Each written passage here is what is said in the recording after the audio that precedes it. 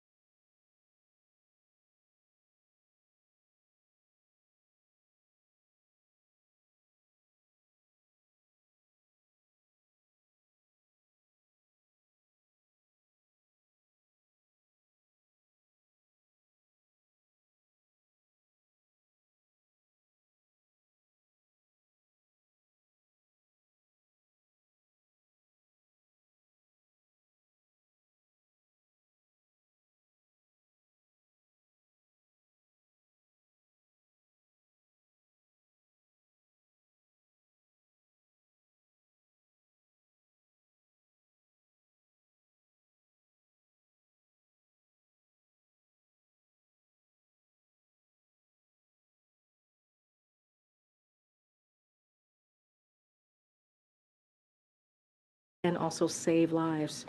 First up is Eliquis, a drug used to treat blood clots that nearly 3.5 million Medicare recipients took last year. In 2022, in that year alone, Medicare Part D enrollees spent over $1.5 billion in out of pocket costs on this drug. And at the same time, Big Pharma made record profits. Manufacturers of the drug executed more than $97 billion in stock paybacks and spent over $172 million on lobbying since the drug was launched.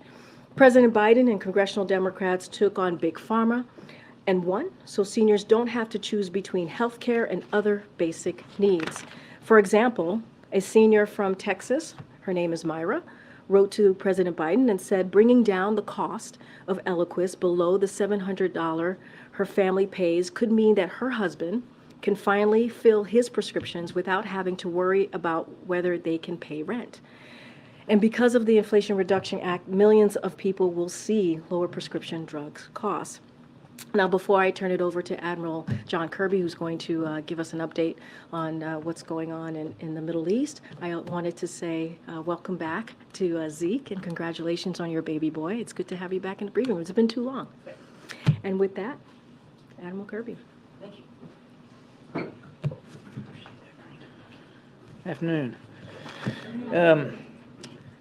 Obviously, it goes without saying that we continue to closely monitor events in the Middle East and the conflict between Israel and Hamas. Of course, the president remains continually briefed, was briefed throughout the weekend, and of course, again this morning. And as I think you know, he spent some time yesterday on the phone with Prime Minister Netanyahu, and with President Sisi of Egypt. In the call with Prime Minister Netanyahu did receive a commitment that the Israelis will endeavor to support a significant increase in the flow of humanitarian aid into Gaza, so additional trucks. And we had 45 or so get in yesterday. We're hoping that we can get some more in today, but obviously, even with the increase, it's going to take time to make up the difference, and we know there's an awful lot that needs to happen to accelerate and to increase that flow of aid. For our part, we continue to meet with regional partners, including, I think, as you know, the Saudi Defense Minister, Khalid bin Salman, is here. He's going to meet with Jake. In fact, I think that meeting's going on right now to discuss the latest in the region and ongoing efforts to prevent the conflict from widening. You've all heard the President and Jake be very clear about this. Our message to any actor seeking to exploit this conflict is don't do it. And as you all know, we have strengthened our force posture in the region. We're continually watching to make sure that any actor who might be tempted to jump in here knows that we will take very seriously our national security interests in the region, not to mention our obligation to protect our troops and our facilities that are going after ISIS in places like Iraq and Syria. Now, I just want to add just one little thought here on top of Karine's excellent comments on anti-Semitism. I think you all saw what happened in Dagestan, Russia, yesterday, and what can only be described as a chilling demonstration of hate, bigotry, intimidation. Some people have compared it to the pogroms of the late 19th and early 20th century, and I think that's probably an apt description, given that video that we've seen out there. Local, provincial officials certainly came out pretty swift to condemn this mob. And I heard within the last hour or so, apparently Mr. Putin has decided to have some sort of meeting with his security officials. But outside of that, we've heard crickets from the Kremlin. Nothing. No condemnation. No calling for a stoppage of hate, discrimination, and bigotry towards Jews. Nothing. And I think that speaks volumes. And the same goes, for here in the country. Karine talked about what's going on college campuses, but same goes for Islamophobia. There's no place for that in the country. It must be condemned equally as strong, and we all need to work with might and main to stop that kind of hate as well. Thanks, John. Over the weekend we saw the... I think that is like the coolest ringtone. I am a NASCAR fan, so like that, you've got to tell me where you got that, man. That is freaking amazing. I like it. So over the weekend we saw the stepped-up Israeli ground offensive in Gaza. Yeah. Does the U.S. at this point consider that, or when the President spoke with Prime Minister Netanyahu yesterday, do you consider an invasion of Gaza at this point? And does the U.S. What is the U.S. assessment right now of the Israeli objective in Gaza, the military objective there? And does the U.S. believe that eradicating Hamas militarily is achievable? Well, there's a lot there. I'll let the Israelis characterize their ground operations. We're not going to slap bumper stickers on it here from the podium. They can speak to, and they did. They had a press briefing today. Defense Minister Gallant talked about what they're doing. And by all accounts, it appears that what they're trying to do is really put a lot more pressure on Hamas leaders. And when you're trying to go after the leadership of an organization, as we well know from our own experience against ISIS and against Al-Qaeda, putting that pressure, you have to be able to apply a discrete amount of force. And that's easier to apply with soldiers than it is to apply just from the air. So that's what they have described what they're doing, and I think I'll leave it to them. Now, as for your question, can you defeat them, I think is how you put it. Again, you got to be careful with analogies, but what we have, I think, demonstrated to a fairly well is that you can decapitate a terrorist organization, you can decimate their capabilities, you can render them a lot less effective. You're probably never going to get rid of the ideology that backs them up and allows them to recruit into resource. But look at ISIS right now. It's a shadow of itself. Remember, they were storming across Iraq and Syria with this big caliphate that they wanted to govern. It's a shadow of its former self. Still a viable threat, which is why we have some troops on the ground, but it's nowhere near the threat that it once was. And Al-Qaeda, the same thing. I mean, you can say the most recent intelligence community report an analysis that they have been rendered completely ineffective in places like Afghanistan. Doesn't mean that there aren't offshoots. Doesn't mean that they don't try to morph and change into something else. But we think that you can, in fact, have a tremendous impact on a terrorist organization's leadership, their resourcing, their capabilities, their ability to recruit, their ability to operate. Doesn't mean it all goes away, but you can. Two questions for you. First of all, does the White House have a view on this idea of leasing or otherwise obtaining Egyptian territory in the Sinai Peninsula for Palestinian refugees to stay on a temporary basis? I think right now, Trevor, the focus is on seeing if we can get safe passage out. And obviously, should we be able to secure that, we would have conversations with partners in the region, including Egypt, about what the capacity would be to provide some sort of temporary subsistence capability for the families wanting to get out of Gaza. Our sense is that they want to go back home. Many of them want to leave now, of course, and that's understandable. But there's not a desire by many, at least from our sense of it, that want to flee forever and go somewhere else in the world. So at some point, you got to start thinking through what that's going to look like, and I just don't know that we've had any solid answers to that right now. Did that come up on the CC call with Biden yesterday? I won't go beyond the readout on the call. Okay, and then related to that Rafah crossing, any updates on getting people out through that corridor? Unfortunately, no. I mean, but as you heard Jake say yesterday in a various set of interviews that he did, we're working on this literally by the hour to try to do that. We know we have several hundred Americans that want to get out too, and we're working on it. Admiral, you mentioned Putin's response or lack of response to this anti-Semitic mob at the airport, but his spokesman reportedly said that yesterday's events were largely the result of outside interference and that the security meeting is in part to discuss attempts by the West to use the events in the Middle East to divide the Russian society. Well, isn't that sweet? It's classic Russian rhetoric, isn't it? When something goes like bad in your country, you just blame somebody else, blame it on outside influences. The West had nothing to do with this. This is just hate, bigotry, and intimidation, pure and simple. And a good leader, a decent leader, would call it out for what it is, the way President Biden has called it out here in this country, instead of blaming the West for something and pushing it off to somebody else. And as the IDF enters this sort of next phase of this conflict, the president again urged Prime Minister Netanyahu to act in a manner consistent with international humanitarian law. Does the president still feel, or does he feel that Israel is abiding by the rules of war? Without getting into reacting to events on the ground in real time, which we're just not going to do, this is a conversation we consistently have had with our Israeli counterparts, and as you rightly note, it was part of the discussion yesterday with the Prime Minister, and you heard the Prime Minister today speaking in Tel Aviv about the efforts that they're undertaking to try to avoid civilian casualties. And I think that they certainly are making that effort. It doesn't mean that there haven't been civilian casualties. Tragically, there have been many, thousands of them.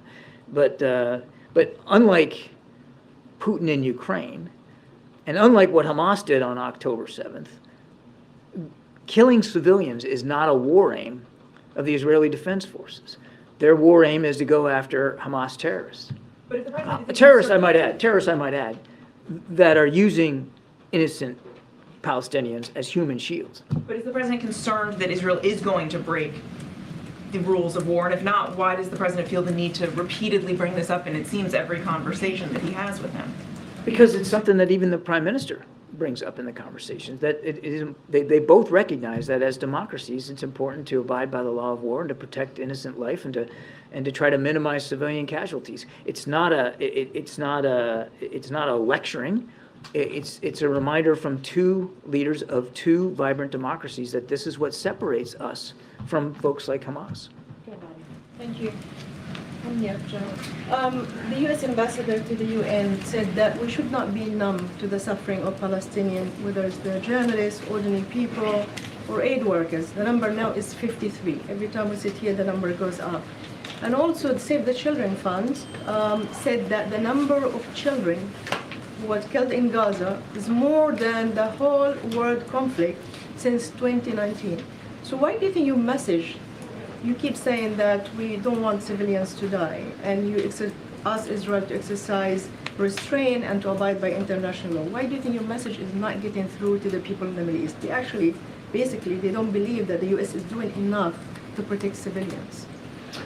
Well, back to Mary's question, there's not a single conversation we haven't had with our Israeli counterparts to better understand what they're doing to try to minimize civilian casualties. And again, as friends can and friends should do with one another, to make sure that we're on the same page about that. And the United States is literally leading the effort to try to get humanitarian assistance into Gaza. And if it wasn't, quite frankly, for American leadership, I don't think you'd see. In fact, I know you wouldn't see the increase of the aid getting in. Again, we know there's a lot more that needs to be done, but it's because of American leadership on the ground and American convening power that we're able to get that aid in and try to see if we can sustain it. We're working very hard at this. I just want to repeat it. Every single innocent life lost is a tragedy. Every one, whether it's a Palestinian life lost or an Israeli life lost. Everyone should be prevented. There's no reason for these families to keep grieving. And we're going to keep doing everything we can to work with our Israeli counterparts on the minimization of civilian casualties. Just one more quickly, on the meeting with the defense minister, Saudi defense minister, yesterday Jake Sullivan said that we should talk about the future two-state solution. Do you believe that Prime Minister Netanyahu, who publicly said he's against two-state solution, that actually this is something that you can discuss as we go forward and you're looking for a political outcome? Yeah, we've discussed it privately with our Israeli counterparts. You heard the president in the Rose Garden last week talk about it publicly, right at the top of his press conference. It's absolutely something he's 100% committed to, and he still believes in the promise of it. Though it may seem a little bit more illusory now, we still believe it's the right thing to do for the region, for the world, certainly for the Palestinian people. Go ahead, April. For both of you or for John, you have a historic coupling with DHS, DOJ, the Department of Ed with this civil rights law when it comes to anti-Semitism and Islamophobia on these college campuses. Because of this historic coupling, will there be stiffer penalties now? I'm talking about the penalty part for those who are carrying out hate and terror, as Karine said in her opening statement. April, I'm not sure I'm qualified to answer that question. That's a little bit out of my swim lane, I'm afraid. That's going to be up to DOJ. But you went beyond just hate. You went into terrorism. Yeah, tied to anti-Semitism, right? That's what I was talking about, and also Title VI of the Civil Rights Act. So, look, that's going to be something that DOJ is going to decide on, right? We're talking about Title VI under the Civil Rights Act of 1964, right? That's what we're saying that people, as they deal with what's happening in these campuses, that's kind of the path that we're going to try and deal with this. Again, DOJ, Department of Justice, is going to deal with the penalties and how they move forward on that. We're just not going to speak to that from here. Not beyond hate, though, but terrorism. What I was saying, anti-Semitism, right? It is unacceptable. That is what we've been seeing in these college campuses, and that's what I was referring to. Okay, all right, Gabe, go ahead. Admiral, I'm sure you saw the number of pro-Palestinian rallies around the world throughout this weekend. How concerned is the White House that these demonstrations will spiral out of control? No, we believe in the right of peaceful protest, even if it's, espousing ideas we don't agree with. But we don't. Nobody wants to see peaceful protest turn violent or turn dangerous, the way that this mob activity did in Dagestan yesterday. So it's of concern, and it's something that we'll continue to talk about with our allies and partners. You mentioned also no update to the Rafah crossing negotiations. Yeah. At last check, the administration is saying that Hamas was holding that up. Is that still the case? What can you say with what exactly is holding up those negotiations as American families wait to Yeah. see when those Americans are. It is still the case. They've been making a series of demands that we're not able to accede to. I know you'd like to know what those are, but I think in order to try to make some progress here, we're going to preserve a little bit of that publicly. But yes, Hamas is still the holdup. Israel is willing to let those Americans out. Egypt is willing to let them come out. The holdup is Hamas. Would you say the biggest sticking point is fuel at this point still? Again, I won't get into more detail on that. Thanks, Admiral. We saw today the renewal of fighting between Saudi forces and Houthis. The Saudis also said they intercepted a rocket that flew over their territory toward Israel. Are you seeing this activity in addition to what's been going on with Hezbollah in north of Israel as Iran directing their proxies to ramp things up now that the ground offensive is underway? I don't think we know enough about these recent attacks that you're talking about to make a call here. Obviously, the Houthis have been backed and supported by Iran, but I can't tell you with any specificity whether they were specifically involved in directing these. I want to make it clear before anybody suggests that I'm somehow walking away from complicity by Iran. We know that they back and support and resource the Houthis. Same with Hamas, same with Hezbollah, same with these militia groups in Iraq and Syria. We've not backed away or shied away from calling it like we see it, but with these particular reports, I couldn't be certain. Thank you. So on Friday, the UN General Assembly called for a humanitarian truce. 120 countries voted for it. The United States voted against it. The death toll in Gaza keeps rising. Is the U.S. at any point calling for a humanitarian ceasefire? We do not believe that a ceasefire is the right answer right now. We believe that a ceasefire right now benefits Hamas. And Hamas is the only one that would gain from that right now as Israel continues to prosecute their operations against Hamas leadership. What we have said should be considered and explored are temporary localized humanitarian pauses to allow aid to get to specific populations and maybe even to help with the evacuation of people that want to get out, move more to the south. We do support that. We do not support a ceasefire at this time. Are you afraid of being isolated in this? I mean, of being at odds with the international community? I will let other nations speak for their prerogatives on this. President Biden has been crystal clear about where we are on this. It's about making sure Israel has what it needs to continue to defend itself and to go after these Hamas leaders. It's about making sure humanitarian assistance can get in to the hundreds of thousands of people that need it. And it's about trying to find and get out hostages that Hamas is holding. Those are the three things we're focused on. As you continue to see U.S. military assets targeted in Iraq and Syria, can you say whether the concern about this war broadening out into a greater regional conflict, is it greater now than, say, a week ago? I don't know that I'd put a percentage on it, MJ. We're deeply concerned about that potential, which is why we have done everything we can to send a strong signal of deterrence to prevent that. In fact, if you just look at the decisions the president has made, they're all designed to prevent a deepening conflict, a widening conflict, any kind of escalation. The force posture that we've added to the region, the conversations that he continues to have with world leaders, certainly there in the region, everything we're doing is to try to prevent that. But it is still of concern. Can you say whether there's any kind of assessment at this point on the video that was released by Hamas just earlier today featuring 3 women who appear to be held hostage by Hamas? We're not able to independently verify the authenticity of those videos. We're also not in a position to refute their authenticity. It's beyond reprehensible that Hamas would put these videos out there like that. I guess on one hand, for the families, I suspect that it would at least answer a question about their loved ones, but I can't imagine the added anguish and pain that it causes them to see their loved ones in such a state. I mean, but it's reprehensible that they would do that. And there remains no sort of proof of life video featuring American citizens as far as U.S. officials are concerned. Not that I'm aware of. A question and a follow-up. First, can you confirm reports that the U.S. believes Israel took steps over the weekend to shut down Gaza's phone and internet communications, and that it was the U.S. that convinced Israel to reverse those measures? I would just tell you that we're glad to see that the internet connectivity was restored. For 34 hours, the majority of Palestinians in Gaza had no way of reaching each other or the outside world. Emergency phone lines were down. The New York Times says paramedics were left driving toward the sound of explosions, and people were left to die in the street.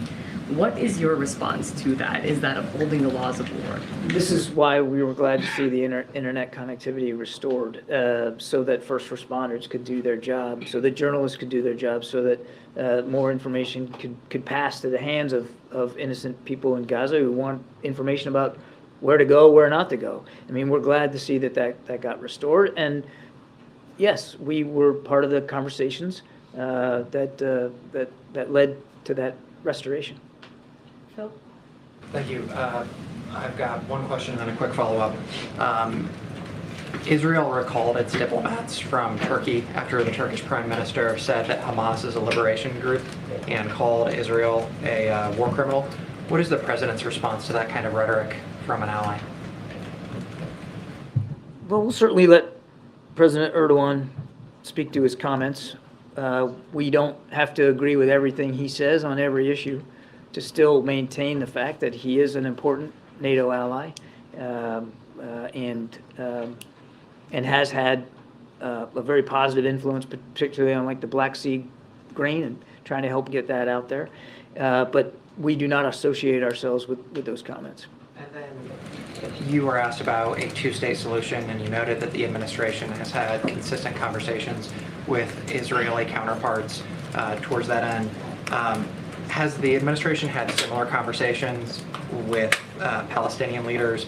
Are there any Palestinian leaders or groups that the White House has identified who would be constructive in those types of talks? We absolutely have, particularly with President Abbas. In fact, when we took office, there had been almost no relationship with the Palestinian Authority by the previous administration, and we worked hard to restore that relationship and to try to get those conversations going. So yes, we absolutely have. So that's President Hamas is the one that the administration would like to see the Israelis negotiate with at a future date. We're not at a point right now on negotiating over a two-state solution. So I think you got the cart way in front of the horse right now for where we are.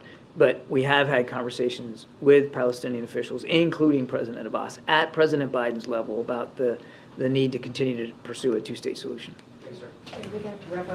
Thank you so much. Admiral, you said the president got a commitment from Israel that they would allow a significant increase of aid to come into Gaza. Can you be more specific? How many trucks are we talking? What would be an appropriate amount of aid or trucks according to the White House? Well, I think this first phase that we talked to the Israelis about is trying to get it up to about 100 a day. But that's a first goal. We know that which is a dramatic improvement over where we are right now, is still not going to be enough. So we're not going to let it go. We're not going to drop it. We're going to continue to try to see what we can do to increase that volume. But initially, it's about 100 a day, and with a lot of hard work and continuing to build on issues of trust and being able to verify what's in these trucks, we're confident that we can get there in coming days. All right, James in the back, you have the last question. That's very kind. Thank you very much. Two questions. First, on the hostages. More than 3 weeks have passed now since the original Hamas attack and the seizure of hostages. How many Americans have you confirmed in that time are actually hostages? Less than 10. That's not a number. I want a number from you. Less than 10. Why can't you give a number? James, I've given you an answer. What's your next question? You've given an answer. You haven't been responsive. Let the record show. The other question has to do with Israeli warriors. The Israelis have said that their objective, and they've been very explicit about it, is to destroy Hamas. From you and other administration officials, we hear that the objective is to ensure that Hamas can never terrorize Israel again. those are two different objectives. Are you having a problem with the Israelis in terms of a clear communication here of their objectives, or have their objectives, to your eyes and ears, appeared to change over time? No, and no. So does the United States support the goal of destroying Hamas? We support what Israel is trying to do to protect their citizens from the threat of Hamas. And James, I think you know this, we aren't on the ground fighting in this war. There's no intent to do that. These are Israeli military operations. They get to decide what their aims and strategy are. They get to decide what their tactics are. They get to decide how they're going to go after Hamas. We're doing everything we can to support them, including providing our perspectives, including asking them hard questions about their aims and their strategy and the kind of questions we'd ask ourselves. But the question you asked me is a question better put to the Israeli Defense Forces. Thanks, everybody. Thanks, Admiral. Thank you, Admiral. Because of the events happening on the South Lawn, we don't have that much time. Zeke, you just want to? The new speaker plans to move forward with and House Republican plan to move forward with a funding bill to provide supplemental assistance to Israel this week. They're seeking spending offsets. That's also moving to decouple that from Ukraine and the other supplemental request from the administration. What's the White House position on that? Would the president sign a Israel-only supplemental request, or is the White House still insisting that they all move together? So look, I do want to do a little bit of a lay down here because this is incredibly important.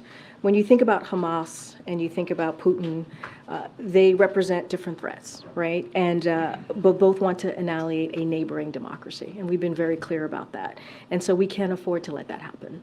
And that's what we've been very clear about. So making sure both Israel and also Ukraine succeed in their fights for democracy against terrorism and tyranny, it is vital to America's own national security. So we must help innocent civilians devastated by Putin's war in Ukraine and the conflict between Israel and Hamas, including by providing life-saving humanitarian assistance in Gaza. That is important as well. And there is a bipartisan consensus. We've seen it. We've seen the bipartisan consensus in the Senate. You have heard me say how the director of OMB and also our Office of Legislative Affairs have been giving briefings in a bipartisan way to members of both the Senate and the House. And it is important. We see a strong majority of Republicans and Democrats in the House and the Senate, as I just mentioned, who both have been very vocal on the record. Just last week, I listed out a bunch of House members, a few House members and senators, and quoting them and saying what they have said on the record in supporting both Ukraine and Israel, supplemental, this urgent national security needs. And so that's what we want to see.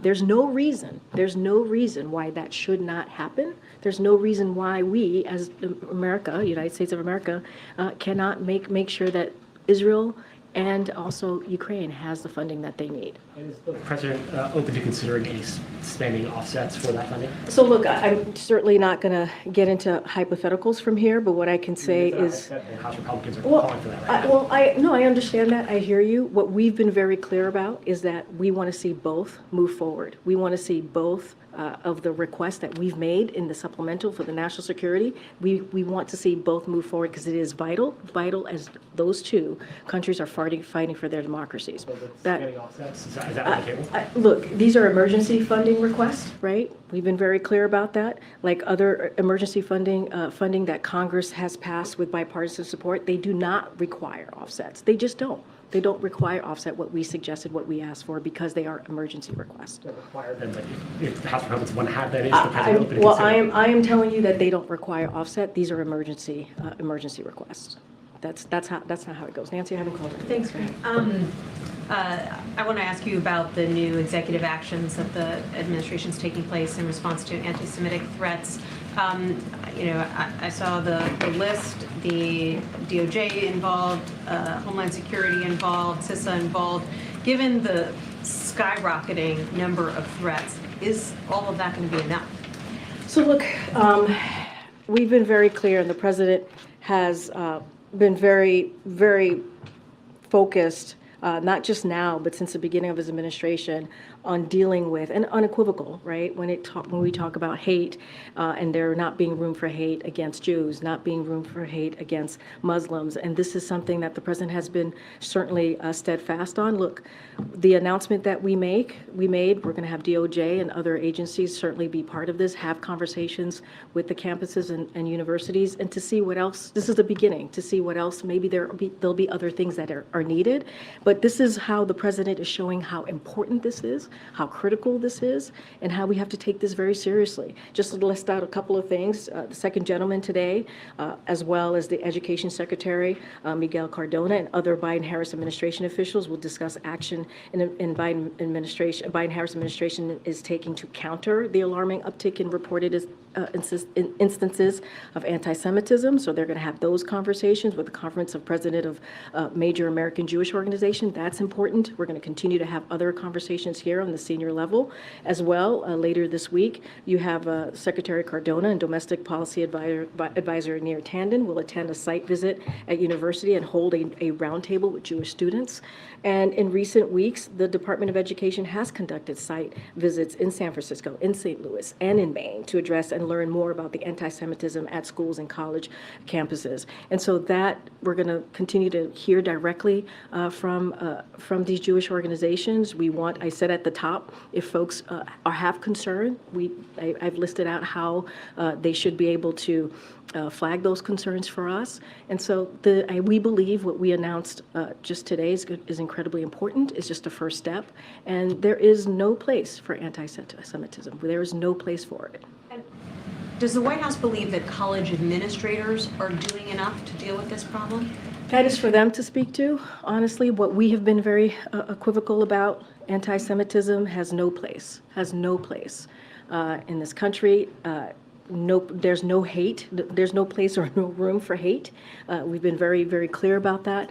I would refer you to them to speak to what they're doing on campuses. Okay, and this just recently happened, so you may not have any information about it yet, but there was an individual who was arrested for making anti-Semitic threats against a U.S. senator. Do you have any information about that? That is the first time I'm hearing of it. Obviously, we're going to condemn any form of hate, including anti-Semitism, including hate against Muslim community, Islamophobia. We've been very clear about that. We will denounce any form of hate, any form of violence, and we'll continue to do that from here. I've not heard. This is the first time I'm hearing about that particular incident.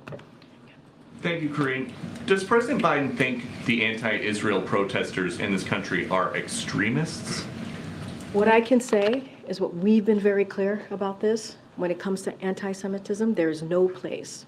We have to make sure that we speak against it very loud and be very clear about that. Remember, what the president when the president decided to run for president is what he saw in Charlottesville in 2017, when he saw neo-Nazis marching down the streets of Charlottesville with vile anti-Semitic just hatred. And he was very clear then, and he's very clear now.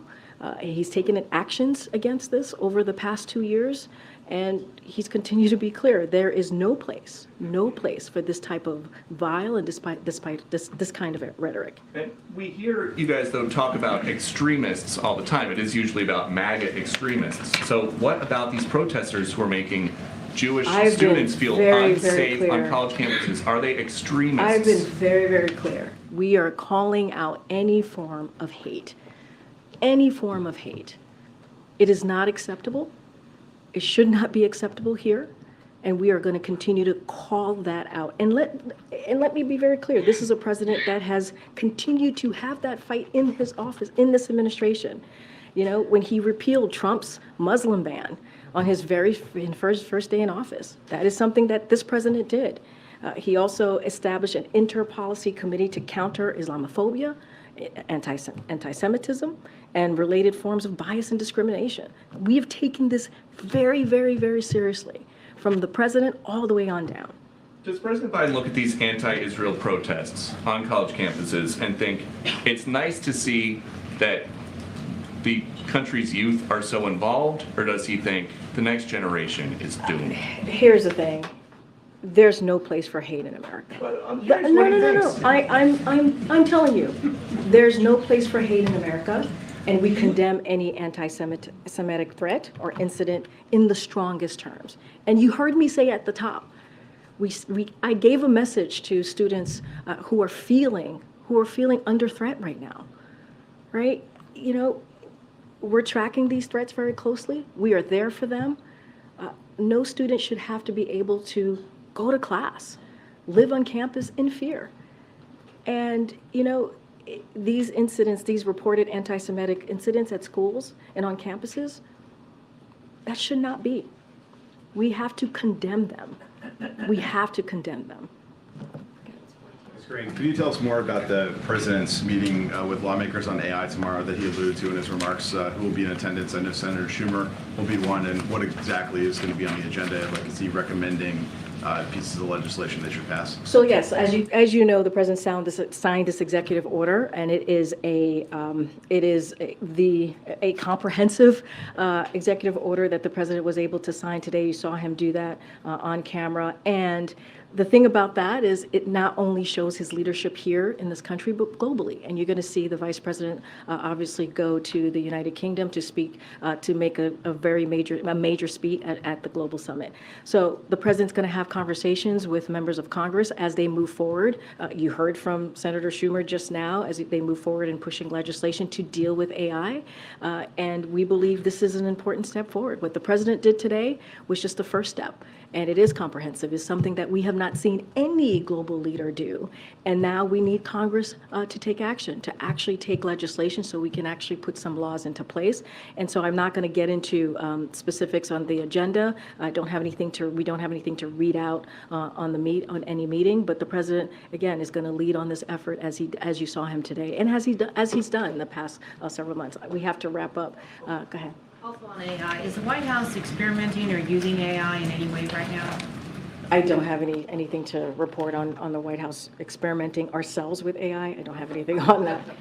You're not AI, you're the field, right? I don't know. Go ahead, Karen. The administration's withholding over $7 million from Ohila, the loan servicer, after they failed to send billing statements out to 2.5 million student loan borrowers. And there were 800,000 borrowers who were delinquent then on their loans because of these glitches. How concerned is the administration about these problems persisting as the student loan repayment continues? And do you know how many millions of Americans might be caught up with some of these errors right now? So it's a very good question. I don't have a number of we don't have a number right now to share how many Americans or student borrowers are being affected by the glitches. Obviously, this is something that we take very seriously. This is something that Department of Education is dealing with as we speak to the glitches. Just don't have any specific numbers. As quickly, I asked you about this in July because Republican and Democratic senators had warned about this midsummer. They sent a loan to some of these service providers, or sent a letter to the loan servicers saying that they were going to be poorly prepared for the restart, and they were worried about problems like this. Why are these issues happening? Was this surprising to the White House that there are now problems when the repayment started? So want to get more information and get this more into context before I answer you on this question. Obviously, again, when it comes to the glitches that you're mentioning, we want to make sure this process is easy and smooth. So obviously, we take this very seriously. I just don't have any details or specifics or data to share with you at this time. I want to go back to my team and connect with the Department of Education to get an exact understanding of what's going on. So I want to be actually really straightforward with you on that because it's important. I know. Just another quick one on artificial intelligence. It's one of the subjects of the culinary union's bargaining with the Las Vegas hotel and casino operators. Does the White House support their effort to get some kind of rules in place to prevent job displacement from AI? So look, as you know, collective bargaining is incredibly important. The president believes in that, especially when both sides come together in good faith. And that's what we want to see. It is up to them. It's up to the union to decide what is important for their members. So I'm not going to get into negotiations. I'm not going to get into specifics. What I can do is speak to what we just saw. We saw a signing ceremony. The president signed an executive order. As we know, AI is the most consequential technology of our time. And so we have to take this seriously. And if you want to realize the promise of AI and avoid the risk, we need to govern this technology. And you saw today the president leading on this issue not just here in this country, but globally. And so that is what we want to make sure is important. This was the most significant action taken by any government on AI. And so we're going to see the president, as someone just mentioned to me and asked about Congress. We're going to see the president continue to lead on this. We need Congress to act. We heard from Senator Schumer how they're going to move forward with legislation, and that's going to be important. And it should be done in a bipartisan fashion. I know I have to go. Oh gosh. Okay. Last one. Go ahead. Go ahead. Well, I thought you were going to explode for a second. No, so I wanted to make sure that comes later. that My question is about, I know earlier John said that you don't believe in a ceasefire now. We don't have troops on the ground. And you've spoken about it obliquely, but what would the U.S. need to see and support the ceasefire in that region? I mean, what's the end game for us? I mean, the Admiral spoke to this at length and very, very clearly about where we stand, where the president stands on this. I don't have anything else to add. I mean, he was very clear about how what's important right now is to supporting Israel defend itself against terrorists. In a way that holds up the law of war and protects its civilians. That's what we want to see at this time. But as far as an end game specifics, do you have specifics in mind that you? I mean, the Admiral literally spoke to this. What our focus is on right now is to make sure that Israel has what it needs to defend itself against these terrorists. That is our focus right now. And then finally, do you think that this administration will be speaking with members of Congress, House, and Senate prior to November 17th, which is when we face the next shutdown? I mean, I've said this over and over again. We have our OMB director, Shalonda Young. We have the Office of Leg Affairs. Well, they have had consistent, continued conversations with members of Congress throughout, not just the past couple days, but the past several months, and that's going to continue. All right, guys. Tomorrow we'll be back. We'll be back. Thanks, everybody. Thanks, Karine. Thank you.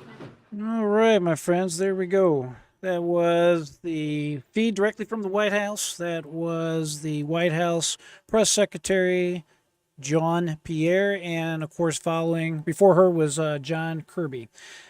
It was rather interesting to see old Peter Doocy there. I love Peter Doocy, by the way, so shout out to Peter. It is so hilarious to hear him banter back and forth. And if you notice what he was drilling down on, he was talking about the difference in President Biden always referring to the MAGA crowd as being extremists. He has decided that he's going to try to make MAGA, make America great again, a bad word, something that you don't want to say. People that are extreme. I would like to say it's at least half, if not more, of the country, but what can I say? They want you to believe that MAGA equals extreme. It's interesting how these ignorant, dumb kids on these college campuses are going around saying death to Israel, death to the Jews, push them in the sea, and yet the White House will not come out and unequivocally say that these college kids are acting as extremists. If you notice, they always deflect, they always try to change the narrative, change the question. They simply just don't want to answer the question. It's just rather interesting when you hear it put in that type of context. So according to the White House, MAGA is extreme. The college kids, not so much. And you know, the reality is this. Every time the White House is pressed on a question pertaining to Israel, something along the lines of, do you think Israel is right? Do you think Israel is doing the right thing? Do you think Jews should be discriminated against or that they should be subject to hatred? They always respond by including the Muslims in that question. They'll say, well, we condemn any type of hatred, including hatred against Jews and Islamic phobia, something pertaining to the Muslim religion, something relating to Arabs in general. The problem here is that just confuses the message, in my opinion. If you agree, let me know. Put it in the comments below. I'm interested in what you believe and and how you read it. But it just confuses it. It confuses the subject. What they should say is unequivocally look at the camera and say, listen, when you attack Jews, that's wrong. To hate an entire race of people like the Jews is just wrong, period. And it needs to stop, period. They don't need to qualify it by saying we condemn all forms of hate and all this other stuff. That's just a bunch of nonsense. It is what it is. It's just crazy. At any rate, they have reported that there are approximately, and this number keeps changing, 230 hostages being kept in roughly 300 miles of tunnels underneath the Gaza Strip and underneath Gaza City. That's a lot of tunnels, 300 miles of tunnels. At any rate, they are obviously trying to make efforts to get the hostages out. I'm going to tell you something. Why is it that our president will not go over there and get our people free?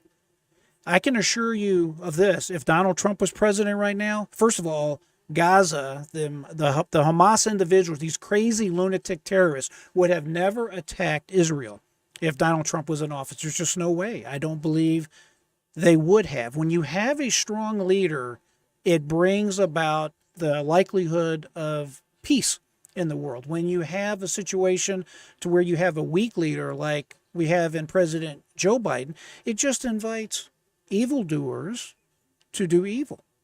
So we all need to pray for these hostages, and let's hope that they are able to be free at some point, but I'm not too optimistic. It is nice that they occasionally have success, but let's be honest about it. I wouldn't want to be a hostage right now, and I sure wouldn't want to have a family member in that situation. That would be a terrible situation. But I don't understand why the American president does not order our military to go in there and blow the living you-know-what out of those people. That's what I would do.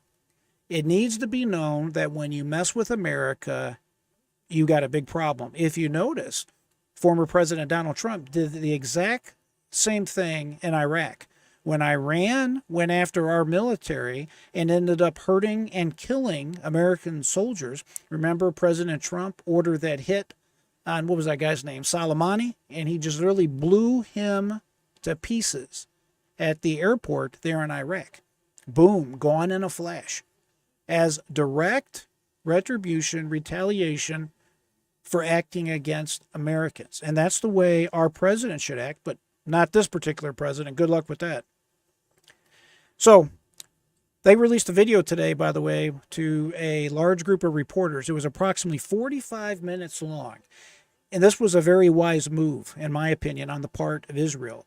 It shows in graphic, nasty, terrible detail exactly what these savages, a.k.a. Hamas, has done to the Israeli people, how they killed them, how they butchered these people. I can't get too graphic because of two reasons. Number one, it upsets me too bad. And number two, I don't want to cause any future monetization issues with my channel. But I will tell you, if you go on Twitter, go on one of the other platforms, and you just do a Google search, you can watch all that junk if you want. But trust me, it's literally butchering. It is just unspeakable acts of evil that Hamas has brought about on the Israeli people. And I don't blame Israel at all. Retribution must be exacted on the people there. Imagine this. Can you imagine after 9/11 if the world told us to use restraint, not to go after the people that caused 9/11? Imagine at Pearl Harbor, after having our ships and people blown out of hell, that we go, oh, we have to use restraint because we don't want to upset the international community. You know, and I know that's a bunch of muck. So let's just hope Israel is able to get their hostages, get their people free. We'll just have to see how this all turns out. So at any rate, we'll get into another date on some of the other issues I want to talk about. There's a lot going on today at the White House and around the world. But at any rate, I appreciate you joining me. It's been my pleasure. Thank you so much. As always, never give up. Keep that free mind. I am J.R. Dukes.